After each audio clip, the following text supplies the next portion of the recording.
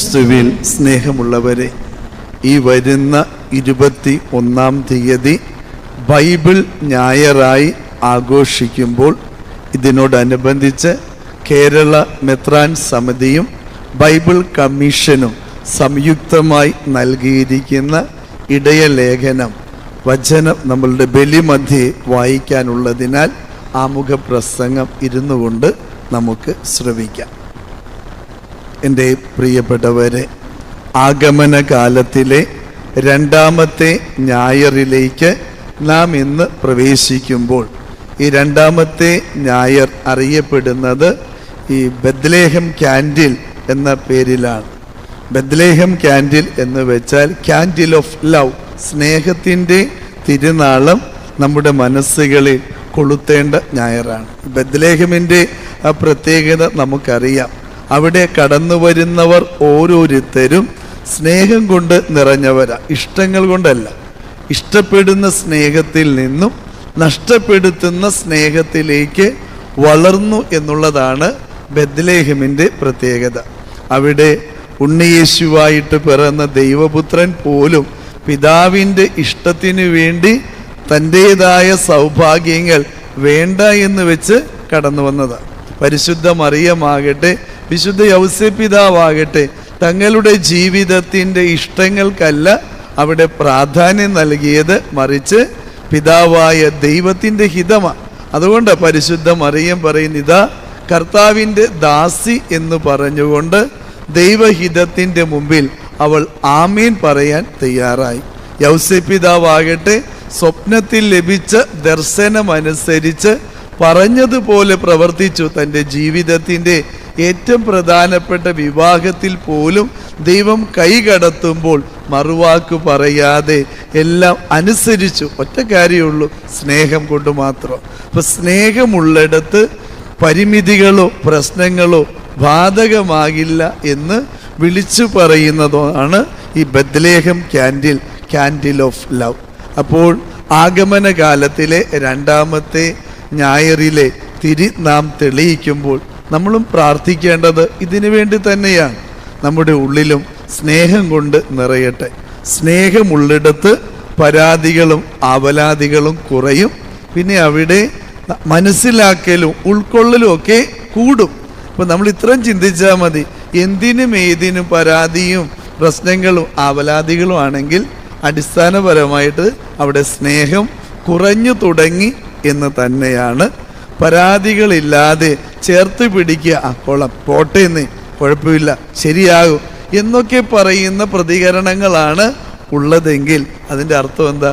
അവിടെ സ്നേഹമാണ്, ഇഷ്ടമല്ല എന്നുള്ളതും തിരിച്ചറിയുക. ഇന്നത്തെ തിരുവചനത്തിലേക്ക് കടന്നു വരുമ്പോൾ നമ്മുടെ ഇടവകയുടെ സ്വർഗീയ മധ്യസ്ഥനായ വിശുദ്ധ സ്നാപക യോഹന്നാനെയാണ് നമ്മുടെ ധ്യാന ചിന്തയായിട്ട് നൽകിയിരിക്കുന്നത്. സ്നാപക യോഹന്നാനെ കുറിച്ച് വചനം പറയുന്നത് എന്താണ്?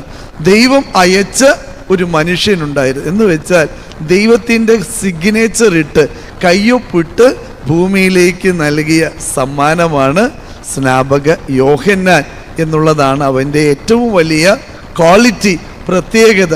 അതുകൊണ്ട് തന്നെ അവൻ അറിയാം താൻ വന്നിരിക്കുന്നത് ആർക്ക് വേണ്ടി, എന്തിനു വേണ്ടി എന്നുള്ള വ്യക്തമായ കാഴ്ചപ്പാടുള്ള മനുഷ്യനായിരുന്നാര്? സ്നാപക യോഹന്നാൻ. അവൻ മരുഭൂമിയുടെ ശബ്ദം എന്ന് വിളിച്ച് അവനെക്കുറിച്ച് പറയുമ്പോൾ അതിൻ്റെ അർത്ഥം എന്താ?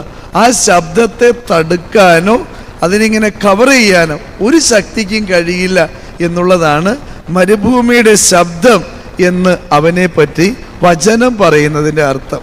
തടയാൻ പറ്റാത്ത രീതിയിൽ അവൻ കരുത്തുള്ളവനായിരുന്നു എന്നതാണ് അവൻ്റെ വലിയ പ്രത്യേകതകളിൽ ഒന്ന്.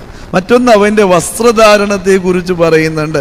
അവൻ ഒട്ടക രോമം കൊണ്ടുള്ള വസ്ത്രം ധരിച്ചിരുന്നു, അരയിലെ തോൽവാറ് ഉണ്ടായിരുന്നു. അവൻ ഭക്ഷിച്ചിരുന്നത് ഈ കാട്ടിലെ തേനും വെട്ടുകിളികളുമായിരുന്നു. ഇങ്ങനെ ഒരു 4 പ്രത്യേകത അവനെക്കുറിച്ച് വചനം ഇന്ന് പറയുന്നുണ്ട്. ഈ ഒട്ടക രോമം എന്നതുകൊണ്ട് അർത്ഥമാക്കുന്നത് ഉള്ളിലെ ജലാംശം നഷ്ടപ്പെടുത്താതെ ഒരുവനെ പൊതിഞ്ഞു വയ്ക്കുന്ന സംരക്ഷണത്തിൻ്റെ കവചം എന്നർത്ഥത്തിലാണ്. ഈ ഒട്ടകത്തിൻ്റെ പ്രത്യേകത, അതിന് ഈ മരുഭൂമിയിലൂടെയുള്ള യാത്രയിലും ഒത്തിരി ദിവസങ്ങൾ വെള്ളം പോലും കുടിക്കാതെ ഇങ്ങനെ മുന്നോട്ട് പോകാനായിട്ട് അവന് കഴിയും. കാരണം എന്താ? അതിൻ്റെ തുകലിൻ്റെ പ്രത്യേകത തന്നെയാണ്. എന്ന് വെച്ചാൽ ഉള്ളിലുള്ള ചൈതന്യം നഷ്ടപ്പെടുത്താതെ ജീവിച്ചവനാണ് സ്നാപക യോഹന്നാൻ എന്നതാണ് അവൻ ഒട്ടക രോമം കൊണ്ടുള്ള വസ്ത്രം ധരിച്ചു എന്ന് പറയുന്നു. പിന്നെ തോൽവാർ, അതിന് അരയിൽ മുറുക്കുന്നതാ. അതിൻ്റെ അർത്ഥം എന്തിനാ? എപ്പോഴും ഞാൻ റെഡിയാ.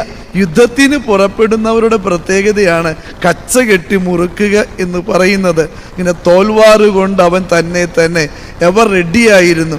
ഏത് ശത്രു വന്നാലും അതിനെ നേരിടാൻ തക്ക രീതിയിൽ എപ്പോഴും ജാഗ്രതയോടെ ഒരുക്കത്തോടെ നിന്നവനായിരുന്നു സ്നാപക യോഹന്നാൻ എന്നുള്ളതാണ്.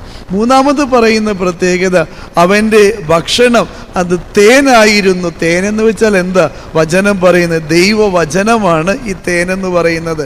അത് ഞാൻ ആ ചുരുള് ഭക്ഷിച്ചപ്പോൾ തേൻ പോലെ മധുരിച്ചു എന്നൊക്കെ വചനം പറയുന്നില്ലേ? അപ്രകാരം അവൻ്റെ ഭക്ഷണം തേനായിരുന്നു എന്ന് പറയുമ്പോൾ അവൻ ഭക്ഷിച്ചത് എന്താ? ആദ്യം ഭക്ഷിച്ചത് വചനമാണ്. വചനം കൊണ്ട് നിറഞ്ഞവനായിരുന്നു സ്നാപക യോഹന്നാൻ. മറ്റൊന്ന് പറയുന്നത് വെട്ടുകിളികളെ അവൻ ഭക്ഷിച്ചിരുന്നു. വെട്ടുകിളികൾ എന്ന് വെച്ചാൽ നമുക്കറിയാം, ഒരു പറ്റമായിട്ട് വന്ന് ഈ ധാന്യങ്ങളെ, നെൽവയലുകളെ മുഴുവനും തിന്നു തീർക്കുന്ന സാധനമാണ്. എന്ന് വെച്ചാൽ തിന്മകളുടെ ശക്തികളെ മുഴുവനും തിന്നു തീർത്തവനാണ് ആര്? സ്നാപക യോഹന്നാൻ. എന്ന് വെച്ചാൽ അത്രത്തോളം കരുത്തുള്ളവനായിരുന്നു സ്നാപക യോഹന്നാൻ. അവനെയാണ് നമ്മൾ ഇന്ന് ധ്യാന ചിന്തയായിട്ട് തിരുസഭാ മാതാവ് ഈ ആഗമന കാലത്തിലെ 2-ാമത്തെ ഞായറിൽ തരുമ്പോൾ മരുഭൂമിയിലെ ശബ്ദമായി ഇവൻ വിളിച്ചു പറയുന്നത് ഒരൊറ്റ കാര്യമാണ്. എന്താ? മാനസാന്തരപ്പെടുവീൻ. മാനസാന്തരപ്പെടുവീൻ എന്ന വാക്കിന് വചനം നൽകുന്ന അർത്ഥം metanoia, turning back to your innocence. നിന്റെ ആദി നൈർമല്യങ്ങളിലേക്ക് മടങ്ങി വരിക എന്നതാണ് മാനസാന്തരം. മനസ്സ് തിരിയുക എന്നതുകൊണ്ട് അർത്ഥമാക്കുന്നത്. ആദി നൈർമല്യം എന്ന് വെച്ചാൽ നമ്മളൊക്കെ കുഞ്ഞുങ്ങളായിരുന്ന സമയത്ത് നമ്മുടെ മുഖത്ത് വിരിഞ്ഞ പുഞ്ചിരിയിൽ കലർപ്പില്ലായിരുന്നു, ഭയങ്കര നിഷ്കളങ്കതയാണ്. അതുകൊണ്ടാണ് കുഞ്ഞുങ്ങൾ ചിരിക്കുമ്പോൾ പറയതേ മാലാക ചിരിക്കണം എന്നൊക്കെ പറയും. കാരണം അത്രത്തോളം നിഷ്കളങ്കത നമ്മുടെ പുഞ്ചിരികൾക്ക് പോലും ഉണ്ടായിരുന്നു. ഇന്നത്തെ ചിരികളൊക്കെ അത് കൊലച്ചിരികളായിട്ടൊക്കെ ഒരു പരിധിവരെ മാറിയിട്ടുണ്ട്. അപരൻ്റെ വീഴ്ചകളിലുള്ള പരിഹാസ ചിരികളായിട്ടൊക്കെയാണ് നമ്മുടെ ചിരികൾ മാറിയിരിക്കുന്നത്. അതുകൊണ്ടാണ് വചനം പറയുന്നത് മെറ്റനോയ, നീ തിരിച്ചു വരിക. എങ്ങോട്ടാ? നിന്റെ ആദി നൈർമല്യങ്ങളിലേക്ക്, നിഷ്കളങ്കതയിലേക്ക്, ജീവിതത്തിൻ്റെ വിശുദ്ധിയിലേക്കൊക്കെ മടങ്ങി വരുവാനുള്ള ആഹ്വാനമാണ് ഇന്ന് ഈ വിശുദ്ധനിലൂടെ ദൈവവചനം നമ്മുടെ മുന്നിലേക്ക് വയ്ക്കുന്നത്. അപ്രകാരം ചെയ്തില്ലെങ്കിലുള്ള പ്രശ്നം എന്താ? വൃക്ഷത്തിൻ്റെ വേരിന് കോടാലി വയ്ക്കപ്പെട്ടു എന്നുള്ള ഒരു താക്കീതാണ് ഇന്നത്തെ വചനത്തിൻ്റെ സമാപനമായിട്ട് പറയുന്നത്. വേരിന് കോടാലി വെച്ചു എന്ന് വെച്ചാൽ അതിൻ്റെ അർത്ഥം എന്താ? അധികം വൈകാതെ വൃക്ഷം ഉണങ്ങിപ്പോകും, കരിഞ്ഞു പോകും എന്നുള്ളതാണ്. അതുകൊണ്ട് സമയം അധികമുണ്ടെന്ന് കരുതി അലസന്മാരായിട്ടിരുന്ന് ഫലം പുറപ്പെടുവിക്കാത്ത വൃക്ഷങ്ങളായി മാറരുത്. ഇനിയുള്ള സമയം കൊണ്ട് നമ്മളുടെ ജീവിത വൃക്ഷം ഫലദായകമാകട്ടെ. അപ്പോൾ തീർച്ചയായിട്ടും ആ കോടാലി മാറ്റപ്പെടും. നമ്മളുടെ വൃക്ഷം ഫലം കൊണ്ടും തണലുകൊണ്ടും ഒത്തിരിയേറെ പേർക്ക് ആശ്വാസമായി, അനുഗ്രഹമായി, കൃപയായി മാറുക തന്നെ ചെയ്യും. നമുക്ക് എഴുന്നേറ്റ് നിൽക്കാം. ആഡ്വെന്റ് റീത്തിലെ 2 തിരികൾ. ആദ്യത്തെ തിരി ഞാൻ പറഞ്ഞത് ഓർക്കണുണ്ട, എന്തിൻ്റെ തിരിയായിരുന്നെന്നൊക്കെ കഴിഞ്ഞ ആഴ്ച പറഞ്ഞിരുന്നു. ആഡ്വെന്റ് റീത്തിലെ 1-ാമത്തെ തിരി ആരെങ്കിലും ഓർത്ത് പറയാൻ പറ്റും? അതെന്ത് പേരായിട്ട് വിളിച്ചിരുന്നത് ഓർക്കണുണ്ട? ക്യാൻഡിൽ. ഒരു കൈയ്യടി കൊടുത്തേ. സഹോദരി പറഞ്ഞു ക്യാൻഡിൽ ഓഫ് പ്രൊഫസി, പ്രവചനങ്ങളുടെ പൂർത്തീകരണമാണ് ക്രിസ്തു എന്നതിൻ്റെ അടയാളമായിട്ടാണ് prophetic candle, candle of hope നമ്മൾ കഴിഞ്ഞ ഞായറാഴ്ച തെളിച്ചത്. 2-ാമത്തെ ഞായറാഴ്ച ഇന്ന് നാം തെളിയിക്കുന്ന തിരി അറിയപ്പെടുന്നത് ബെത്ലഹേം ക്യാൻഡിൽ എന്ന പേരിലാണ്, ക്യാൻഡിൽ ഓഫ് ലവ്. അടുത്ത ആഴ്ച ഞാൻ ചോദിക്കോട്ടെ, അപ്പോൾ എല്ലാവരും ഒക്കെ ഓർത്തിരിക്കണം. Bethlehem candle, candle of love, സ്നേഹം ഉള്ളിലുണ്ടാകട്ടെ. അപ്പോൾ ഇന്ന് ഈ രണ്ടാമത്തെ തിരികൂടെ നാം തെളിയിക്കുമ്പോൾ നമ്മുടെ ജീവിതത്തിലും നമ്മുടെ പ്രവർത്തികളിലൊക്കെ സ്നേഹം ചാലിച്ച് നൽകുക. അപ്പോൾ നമ്മൾ സ്വീകരിക്കുന്നവർക്കും കൊടുക്കുന്നവർക്കൊക്കെ ഭയങ്കര നിറവായിരിക്കും ഇല്ലേ? അമ്മ ഇങ്ങനെ ഭക്ഷണമൊക്കെ കൊടുക്കുമ്പോഴും ഒരു ഉരുള ചോറ് മതി ഈ ചട്ടിയിൽ, ചെമ്മീൻ ചട്ടിയിൽ ഇങ്ങനെ പുരട്ടിയിട്ട് ഇങ്ങനെ നമുക്ക് തരുമ്പോൾ വയറ് നിറയുന്നൊരു ഫീലാണ് ഇല്ലേ? കാരണം എന്താ? അത് ചെമ്മീൻ ചട്ടി ആയതുകൊണ്ടല്ല, മറിച്ച് എന്താ? അമ്മയുടെ മുഴുവൻ സ്നേഹം ആ ഉരുള ചോറിലുണ്ട് ഇല്ലേ? അതിങ്ങനെ വായിൽ വെക്കുമ്പോൾ അമൃത് പോലെ നമുക്കിങ്ങനെ സ്വാദായിട്ട് മാറുന്നത് സ്നേഹം ചാലിച്ച് വിളമ്പുന്നത് കൊണ്ടാണ്.